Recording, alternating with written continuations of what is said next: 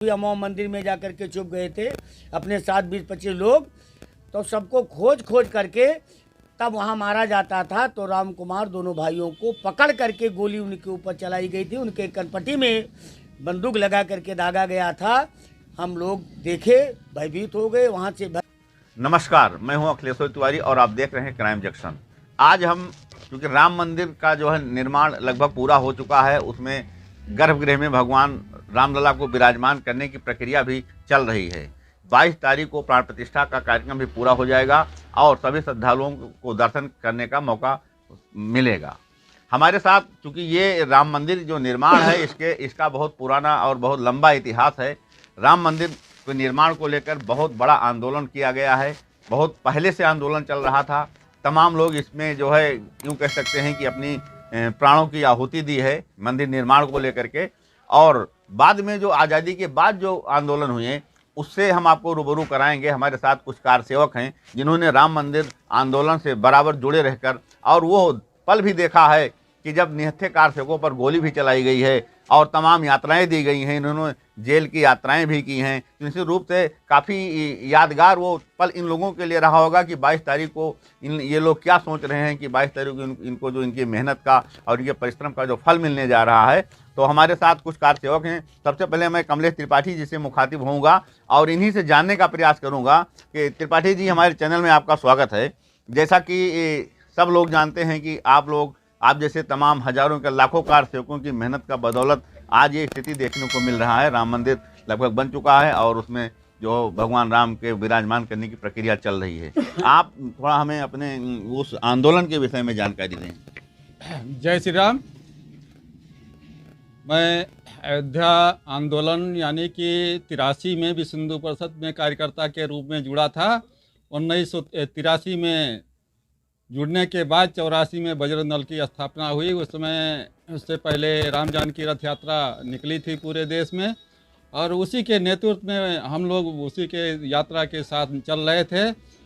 सहयोग से, ईश्वरीय कृपा से बजरंग दल की स्थापना हुई और बलरामपुर नगर का मुझे संयोजक बनाया गया।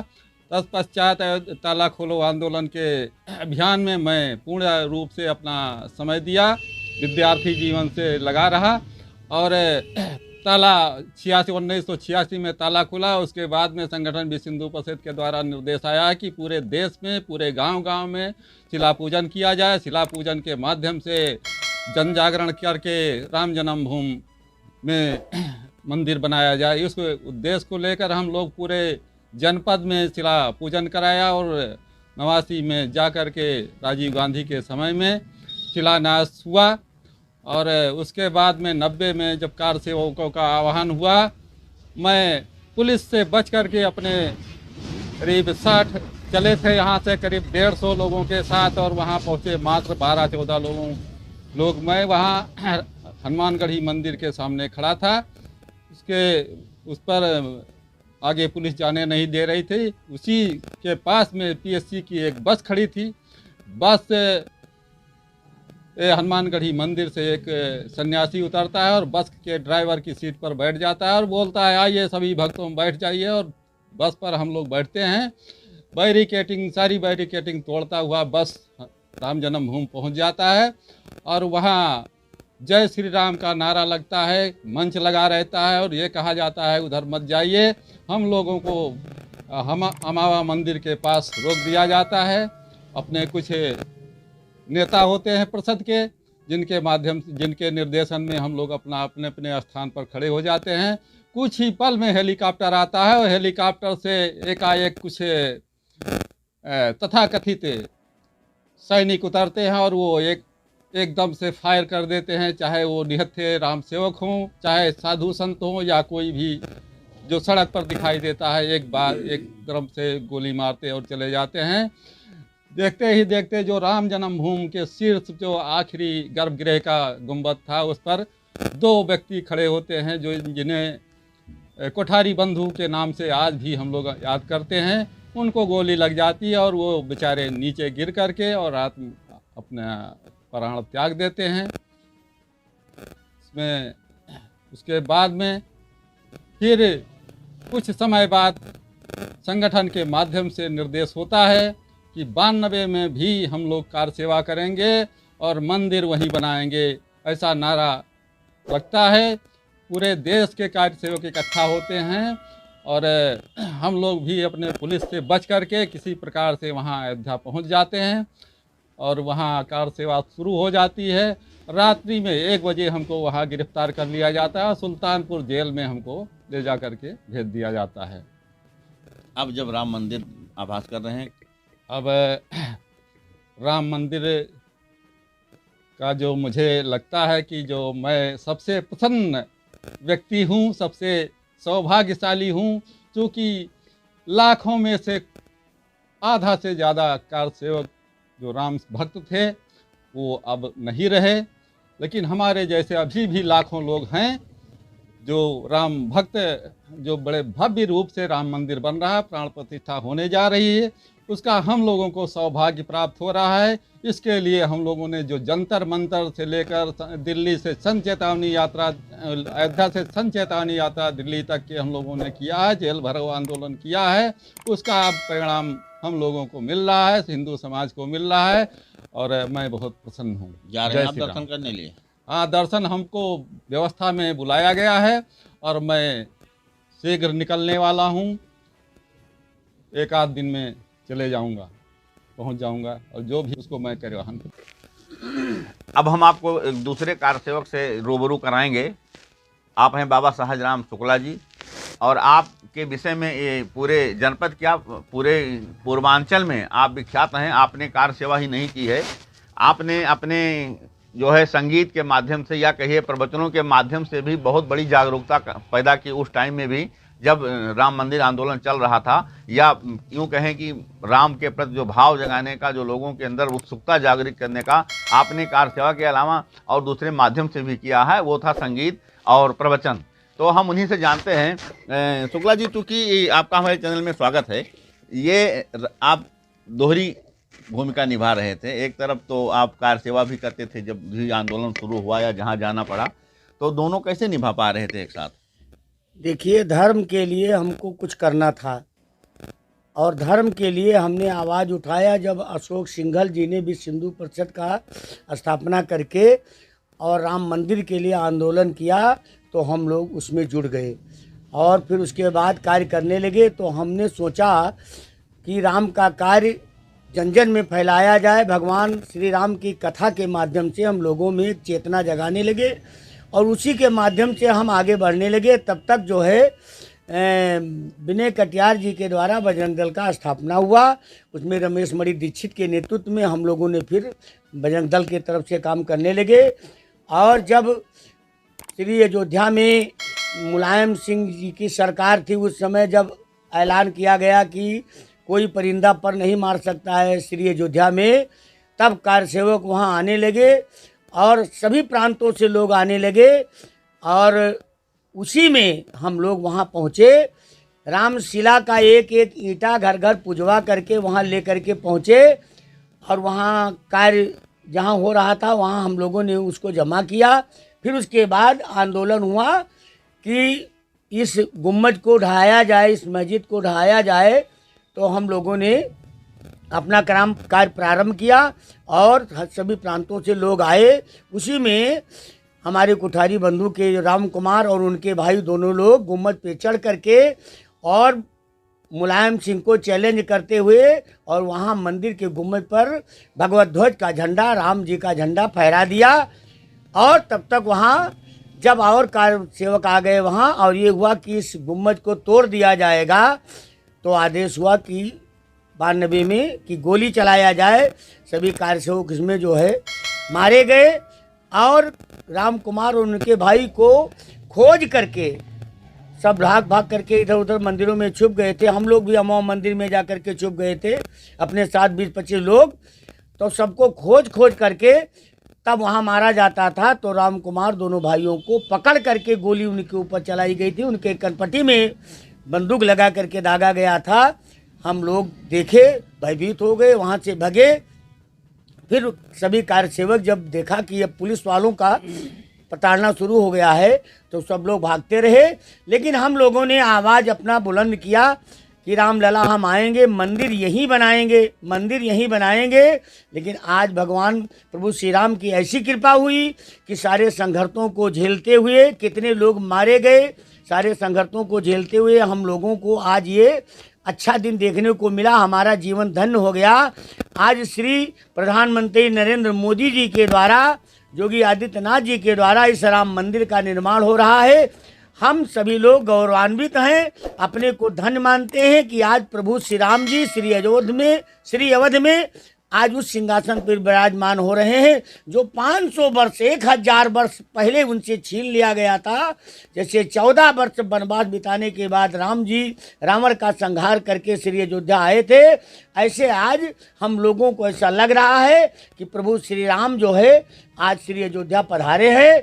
आज हम लोग घर घर में दिवाली मना रहे हैं, लोगों में एक चेतना जगा रहे हैं कि आप लोग आज राम के स्थापना दिवस में आप लोग खुशी मनाएं और दिवाली मनाएं और भगवान का धन्यवाद दें कि ये भाजपा की सरकार ऐसे बनी रहे। हमारे योगी मोदी जी संघर्ष करते रहे हमारे धर्म के लिए, लेकिन अपने धर्म की सनातन धर्म को स्थापित करने के लिए जब तक इन आतंकवादियों को जो हमारे धर्म से विरोध कर रहे हैं, जब तक उनका विनाश नहीं होगा, उनकी संख्या कम नहीं होगी, तब तक हमारा संघर्ष पूरा नहीं हो सकता है। इसलिए हम इस चैनल के माध्यम से निवेदन करना चाहते हैं कि जल्दी से जल्दी जनसंख्या नियंत्रण का कानून बना करके और हमारे देश को दुश्मनों के हाथ में जाने से बचाया जाए। जय श्री राम, जय श्री राम, जय श्री राम। धन्यवाद शुक्ला जी, आपने सुना, बहुत बेबाकी से आपने अपनी बात को रखा और आपने सरकार से एक मांग भी कह सकते हैं, सुझाव भी कह सकते हैं। आपका सुझाव है कि जनसंख्या नियंत्रण कानून जल्दी से जल्दी लागू करें प्रधानमंत्री, क्योंकि ये हमारे देश को, जैसा कि एक एम चल रहा है कि 2047 तक हम भारत को विकसित राष्ट्र बनाएंगे, जो है हिंदू राष्ट्र बनाएंगे, तो वो सपना तभी साकार होगा जब हमारी जनसंख्या कम होगी, तभी देश विकसित राष्ट्र बन सकता है। ये बहुत महत्वपूर्ण है और आपकी जो सुझाव है वो प्रधानमंत्री जी को निश्चित रूप से अगर उन तक पहुंचेगा तो उनको इस पर विचार करने की ज़रूरत है। आज हम कार सेवकों से बात कर रहे हैं, तो उसी क्रम में हमारे साथ यदुनंदन मिश्रा जी हैं। आप भी बहुत जुझारू कार सेवक रहे हैं, आपने भी राम मंदिर निर्माण में आंदोलन में लगातार भागीदारी की है। हम आप ही से जानते हैं, शुक्ला जी, मिश्रा जी, आपका स्वागत है हमारे चैनल में। क्योंकि आप आंदोलन से जुड़े रहे हैं, क्या आपका अनुभव है इस पूरे आंदोलन को लेकर? देखिए, हमारा अनुभव ये है कि हम सनातनी हैं, सनातन धर्म के प्रसार के लिए हमको कुछ करना चाहिए और वही हमने किया है। हमने जब देखा कि हमारे अपने परिवार के ही लोग विघटित होते जा रहे हैं, तो उनको संघर्ष के लिए माननीय कटियार जी के नेतृत्व में इकट्ठा किया गया और कार सेवा की गई। कार सेवा में 89 में भी हम गए, 90 में भी गए, 92 में भी गए, 2003 में जंतर मंतर पर हम लोगों ने धरना प्रदर्शन दिया, वहाँ भी हम लोग जेल गए। ये हम लोगों का सनातन के लिए एक प्रेम था और उस समय एक जुझारू आयु भी थी, इसलिए ऐसा किया गया।